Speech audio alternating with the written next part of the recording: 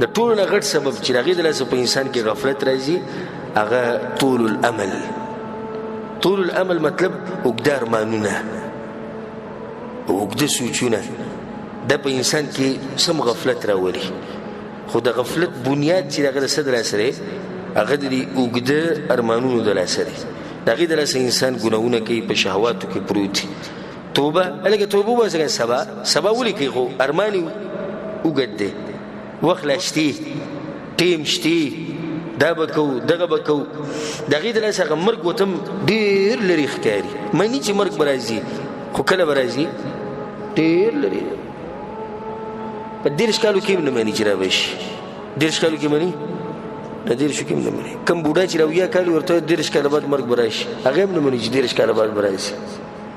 په 30 کالو کې دی نه مني، نو ځوان به څه ومني چې مرګ به راشي. ځکه الله سبحانه وتعالی په قرآن کې څه وایي؟ انهم يرونه بعيدا ونراه قريبا.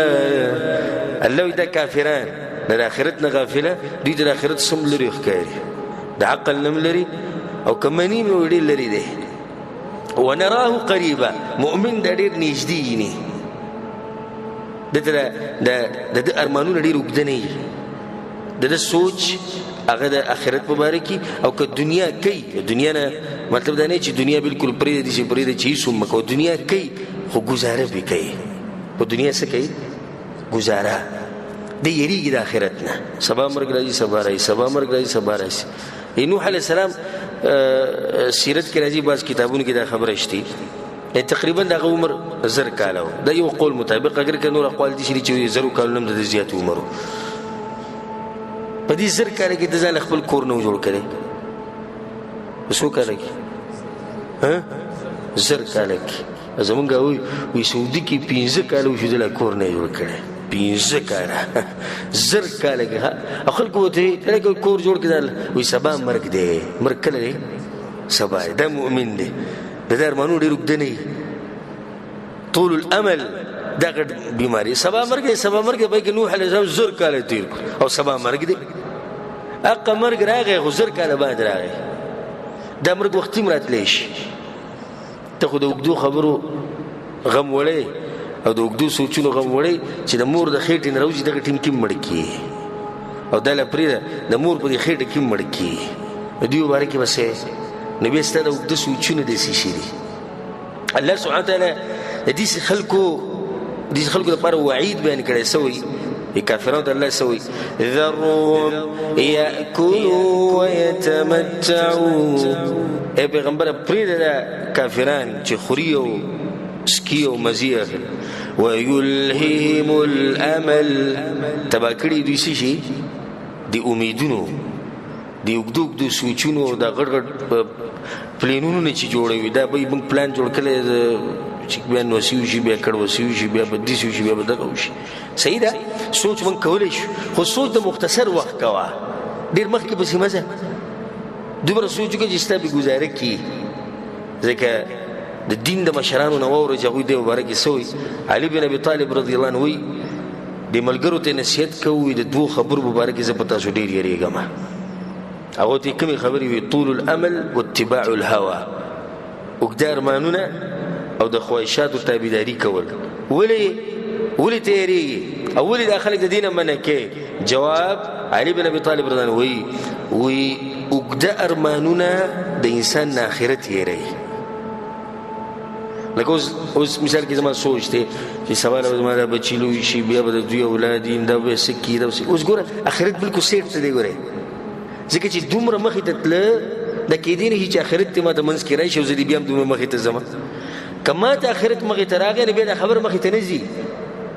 خو دا خبره چې دومره لرې لاړه او دومره دا سوچونه مخې ته لاړو، آخرت یو سیټ ته پروت دی. قبر دا ما غاړې ته کړی، مرګ دا غاړې ته دی، الله سره ملاقات دا سیټ ته دی. ځکه دومره خو لرې زه لاړم، او که دا مخې ته وي بیا زه دومره لرې تلم هم نه. او وی تابعداري کول د خواهشاتو د دې د لاسه چې دی نه انسان وی د حق نه منع کېږي. څومره ناشنا خبره یې کړې وره. زموږ په دې ملکونو کې ډېر خلک حق نه مني، قرآن حدیث مني نه مني. نو بیماری سره چې قرآن حدیث نه مني د خواهشاتو تابعداري. خواهشات دا وایي چې ته داسې کوه د خلکو سره موافقت کوه، د خلکو به ستا باره کې څه وایي، دوی به څه کوي، هغه به څه کوي، د هغې دله څه حق نه مني. امام حسن بصري رحمه الله څه وایي، ناشنا خبره کړې ده، وایي ما اطال عبد الامل الا اساء العمل. کله چې یو بنده اوږده اوږده ارمانونه او امیدونه ساتلي نو عمل ترې خراب شوی، د ناشنا خبره ده. ځکه امام فضیل ابن عیاض رحمه الله وایي د بدبختۍ نښه دا ده چې انسان اوږده اوږده ارمانونه ساتي. د بعض حکیمانو نه دا خبره نقل ده، حکیم د حکمت خبرې چې کوي، وایي الجاهل یعتمد علی الامل. د جاهل ټول اعتماد په څه باندې دی؟ په امیدونو باندې او په اوږدو اوږدو سوچونو باندې. والعاقل يعتمد على العمل. الجاهل يعتمد على الامل والعاقل يعتمد على العمل. او د دې اعتماد په عمل باندې دی، په مهنت دی، په کوشش دی چې به آخرت ته را روان دی، هغې لپاره کوشش کول غواړي. په یو روایت دي چې راځي په هغې کې دا دي وایي 4 خبرې د بدبختۍ نښې دي. 4 خبرې د بدبختۍ نښې دي. یوه جمود العین، چې د سترګو نه د اوښکې نه ځي. دا بدبخت انسان دی چې د سترګو نه چې د اوښکې نه ځي، د الله د یېرې نه، آخرت یادولو سره، قبر یادولو سره، د په هغه حال کې نو دا د بدبختۍ علامه ده. دویمه نښه څه ده؟ وقسوة القلب، زړه سخت شي، یعنې د سره پې نه نصیحت اثر کوي، نه پې قرآن او حدیث پې اثر کوي، هېڅ پې اثر نه کوي. دغه شان وایي درېیمه نښه د بدبختۍ طول الامل، اوږده اوږده امیدونه ساتل. او 4مه الحرص على الدنیا، د دنیا حرص ډېره کول. نو ځکه موږ ته دا وایو اقصر الامل، د امیدونه د سوچونه دا لږ کم که، ارمانونه لږ کم که، او ځان تیار که حساب کتاب ته. کم ژوند چې تېر شوی خو تېر شوی بیا راځي بیا نه راځي، او کم چې پاتې دی هغه ارمانونه دي، او وخت د دې دواړو په دې منځ کې دی. ماضي تېر شوی دی، را روان وخت ارمان دی، حقیقت شته نشته، حقیقت ارمان دی. د دې دواړو په دې منځ کې چې کم ژوند دی د حقیقي ژوند دی. د دې نه فایده واخله، ته کوشش وکړه چې دا وخت په هغه څه کې ولګوې چې ستا آخرت پې خوشحاله شي. او ځکه امام حسن بصري رحمه الله څه وایي؟ وایي ایاک والتسویف، ای انسانه سبا بل سبا مه کوه، او سبا بل سبا مه کوه، فانک بیومک ولست بغدک. ستا سره چې کومه حقیقي ژوند دی هغه دا نننی دی، سبا ستا ژوند نه دی. ګورې ستا صحیح ژوند کوم یو دی؟ دا نننی ستا ژوند دی، اوس ستا ژوند دی چې اوس موږ ناست یو که نه، دا زموږ ژوند دی. سبا هېڅ پته نشته.